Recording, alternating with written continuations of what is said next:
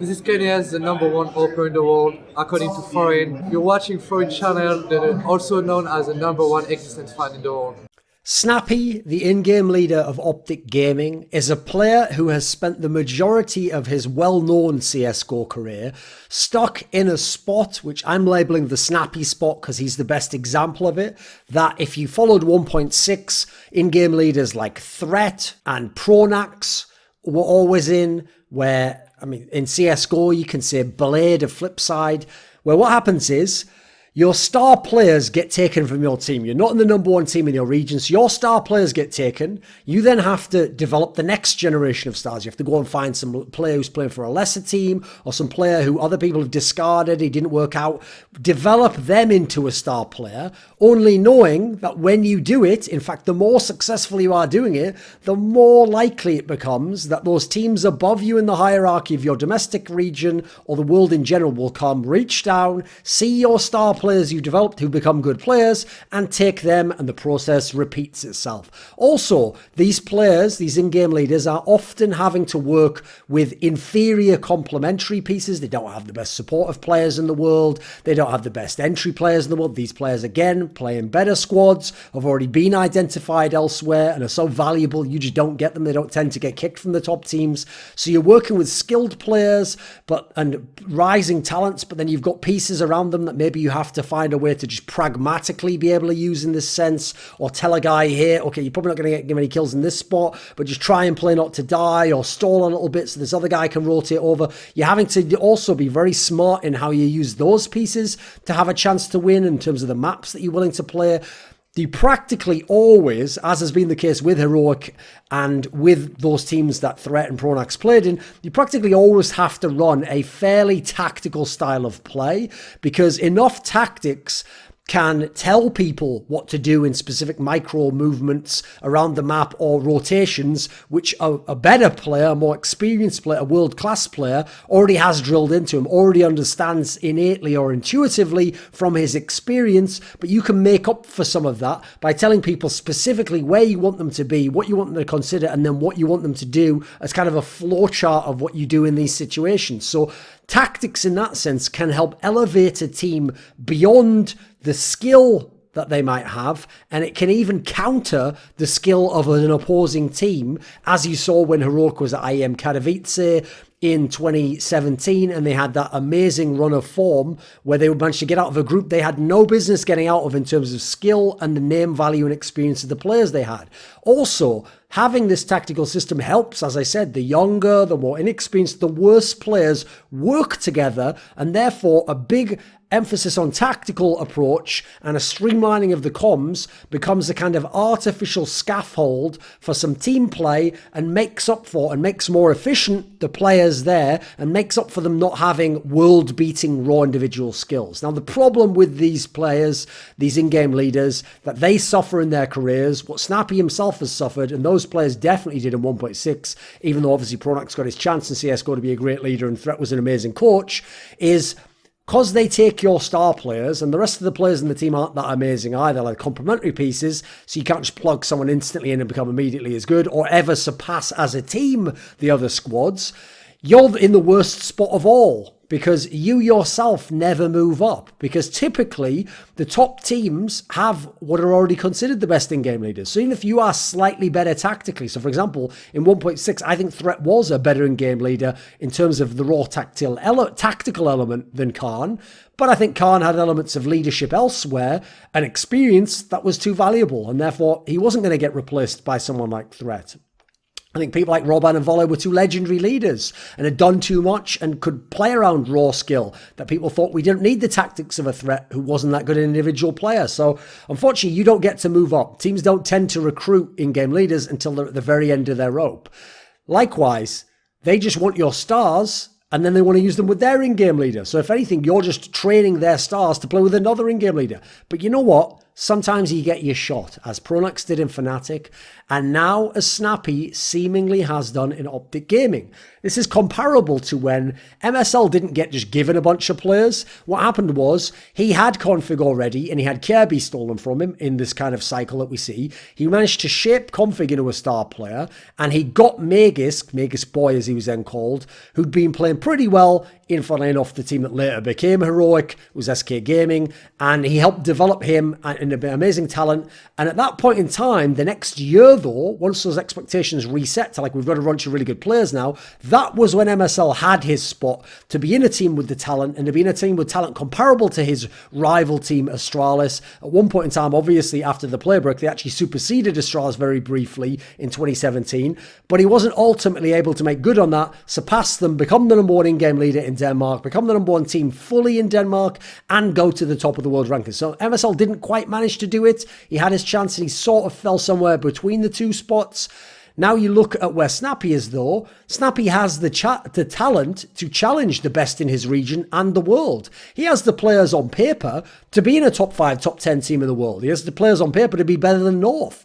Now, can they compete with Astralis? Not at the moment, because Astralis is fully formed and amazing. But before Astralis started banging with Magisk, hey, the OpTic lineup wasn't that dissimilar in terms of raw talent and ability. They had some pretty good players in them.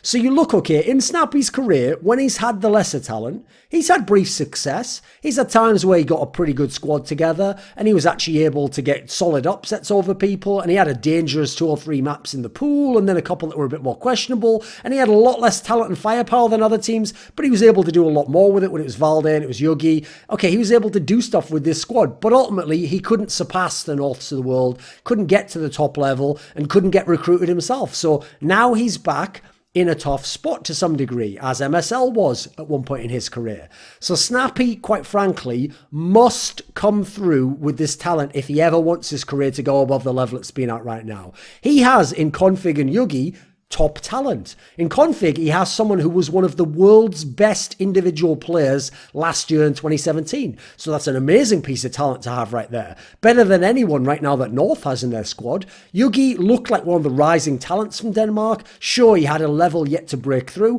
but if you have these two players, these are clear-cut star player talents. And when you add in that Config's played in a tactical system under MSL, and Yugi came up under Snappi, it is a must that these talents come online at the level at least we've seen in the past, if not better in terms of Yugi, and therefore have the firepower to make OpTic a top team. So that's something that Snappi will be judged upon. Then in Cajun B, he's got one of the all-time great veteran players you could want from the Danish scene. Versatile player with a lot of talent, but very, very experienced, a lot of experience in majors, has won championships, has been in numerous different cores and has been a stabilizing force in those cores. So if you've got him added to those talents, you've already got the makings of a very solid squad. Now, the one X factor in terms of a player we can't know what to expect from is obviously Gade, guy who only really played in North Academy before. But you know what? This is again where if Snappi is this guy who can develop talent, he can bring players up, he can make people complementary players, then let's see him develop Gade. This is another player we should judge him on. The only player I don't really judge him on is Cajun B, and funnily enough, Cajun B is the best player in OpTic right now. It hasn't been Cajun, it hasn't been Yogi, it hasn't been Config in Yogi rather. So actually that's an indictment against Snappi, that the most consistent, most versatile player he has is his best at the moment, and a guy who in his best teams was never the best player, whether it was North, whether it was Dignitas, or whether it was TSM/Astralis.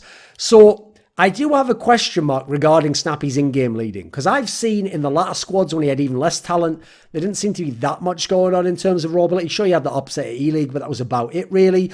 My question mark is this. When his heroic team was at their very best, was actually before 2017. It was in 2016 when they still had Valde and when they actually had Glaive as their secondary caller and as a fragger in the team, where he really showed off his ability to frag. Now that's the problem, is that by all accounts, Glaive was a secondary caller who, when Snappi was in a rot or he didn't quite see a read, he would make a call, he would give a fresh set of eyes, and then between the two of them, they could come up with the right read. Now, we all know Glaive is an amazing in-game leader. He is now, at the moment, in most people's eyes, the best in-game leader in the world. and an amazing asset to any team. So if that's the guy you had whispering ideas in your ear or giving you error correcting calls or backup or agreeing with you that that's the call, that's going to make you better. That's going to make you look better, and that's going to make people rate you perhaps higher than they should. So I want to see, with a lot of talent, but without a glaive, what can Snappi actually do? Is he a really good in-game leader? Because I'm not convinced personally that Snappi's as good as MSL. People might like to shit on MSL all they want. MSL's accomplished quite a lot with not a lot of talent in most of his career. And then when he has had a bit of talent, he's had some really solid top 4 placings in the world, including winning a big tournament. And now, even now, without that, he's got some good talent, arguably a little bit less than OpTic, but some good talents. He's still getting much better placings than OpTic and Snappi are, and Snappi did with Heroic. So all in all, I think Snappi's got a battle against MSL first. Never mind Glaive and Carrigan, who are worlds above what he's accomplished and seemingly his ability as an in-game leader. Then you've got to add in ditto for another person who used to be in the team, which was Valde, because Valde has looked better than ever in North. And that is considering he was a pretty good rising talent in Heroic, never looked as good in Heroic as he does in North now. And North actually, as a team, are at the level Heroic used to be, quite frankly. He has become an amazing star-level talent who, by the way, from getting to know him a bit personally and hearing him in interviews, has one of the best egos in terms of managing his ego and personalities as a teammate of anyone I've ever seen with that level of ability and talent. The only one I can really compare him to is maybe like Crims in Fnatic in that sense. So if you have someone with that level of versatility, overall ability, star-level talent, but no massive ego, no personality issues, and he was also in your team with Glaive, fucking hell. These are massive luxuries to have. You don't have that anymore. So what's going on there?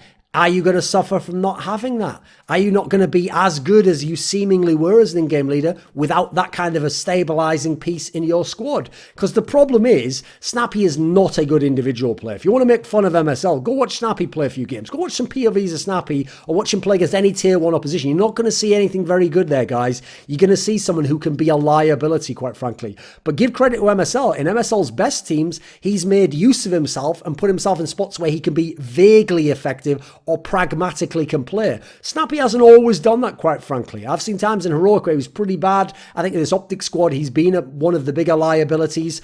So you've got to look at this. Since he's not a good individual player, and he hasn't yet shown it, he's got some amazing level for tactics. He's had some good upset squads, and now he's got the talent. This is a must-succeed scenario for Snappi, or he's going to slide way back down to where he was or below, because he's not going to get a shot at the top level unless he does amazing things with OpTic and forces his way into the top level. He's not going to be in Glaive or Carrigan's shoes anytime soon, but on the other side of the equation, first of all, with the talent they've got here, and with the talent that still remains in Denmark, and in fact on the North squad as well, you could build this into one of the best teams in the world if you do well here, Snappi, with the pieces you've got. Not only that, if this doesn't work out, you speak good English, there are so many teams out there, international squads, Swedish squads, crying out for a good in-game leader. Why wouldn't you be considered? Why couldn't you be the in-game leader of NIP? Why couldn't you go to a Mouse Sports one day? Why couldn't you go to one of these talents, an MIB, whatever it might be, one of these squads, if they're willing to speak English? This is absolutely a possibility if you prove yourself in OpTic right now. So there's no excuses left for Snappi at this point in time, just as there was no excuses for MSL when he failed overwhelmingly in 2017 to truly deliver on having that level of talent and finally having the resources and chance to do it where he hadn't had previously in his career. And you could go, but what if he'd gotten the chance to work with that talent more or better players? Well, now Snappi has them and he must deliver. This video was kindly supported by Dean Tanglis, Gardner Wilson, Andreas Snazore Westerlund, Alex Adams, Eddie Wingfors, Daniel Yordanov, Robert Baxter, Travis Greb, Kyla Harris, James Harding, Caesar, and special thanks go out to Matt Shakowski and Jerky's Minion in particular. Want teasers for my upcoming content? How about asking me a question for my monthly AMA?